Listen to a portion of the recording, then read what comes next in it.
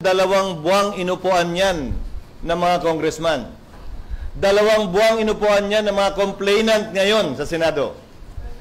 Kung ang interpretasyon nila ng immediately, yung salitang immediately talaga nandun ay lumampas pa ng 2 buwan dahil hanggang ngayon di pa nila nire-refer. Sa katunayan, yung 3 impeachment complaint na bahagi ang bayan muna na nag-file ay in-archive na lamang at hindi pa rin nire-refer. Sino naman sila ngayon para madaliin kami samantalang sila naman ay tila hindi nagmamadali? Sir, ang bayan muna headed by former Congressman Nery Colmenares, today may sasubmit na position papers sa inyong office also seeking or asking Senate to immediately convene as impeachment court.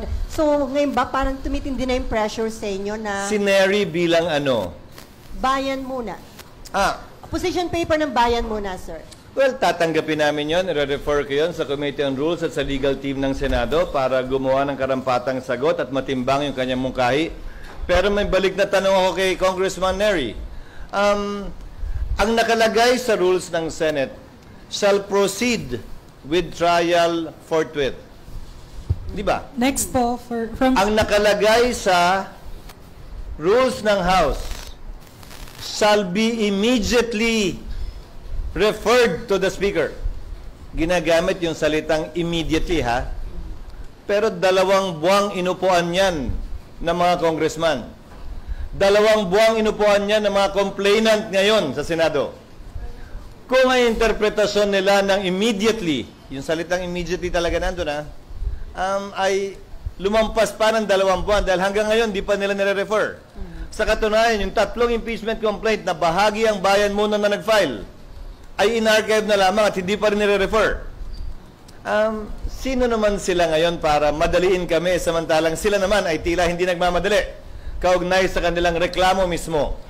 Dagdag pa, gaya ng sinabi ko, hindi namin pwedeng ma-refer na yan at ma-convene yung court nang walang sesyon ng Senado. Sir, pero i-refer namin yun sa aming mga legal teams para makonsidera yung kanilang mga suggestion. Last na lang, sir. Kasama dun sa kanilang position paper, yung gamitin nyo na lang daw yung na-approve at na-publish na impeachment rules ng 19th Congress. Pwede naman talaga namin gamitin yon at isa yon sa pinag-aaralan namin.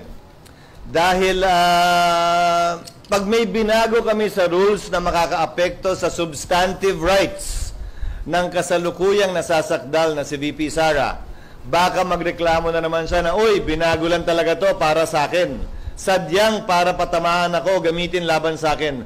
So isa yun sa konsiderasyon sa pagbabago namin ng rules. Na ang babaguhin namin ay yung mga dapat baguhin na hindi naman makakaapekto sa kasalukuyang mga karapatan ni Vice President Duterte. So i-considera po namin yon. Pero ulitin ko, old rules man o new rules, kailangan may sesyon ang Senado, kailangan may sesyon ang Kongreso bago kami makapag-convene ng impeachment court. Bilang huling sagot sa katanungan mo, may pressure ba sa akin? Wala. Dahil tulad ng sinabi ko sa inyo, unang araw pala ng pagkakasampa ng impeachment. Sino mang pabor sa impeachment o tutol sa impeachment, hindi matimbang ang opinyon para sa akin. Dahil patas, parehas at pantay namin tatratuhin itong impeachment at kasong ito nang walang pinapaboran, walang tinititigan, walang tinitingnan lamang.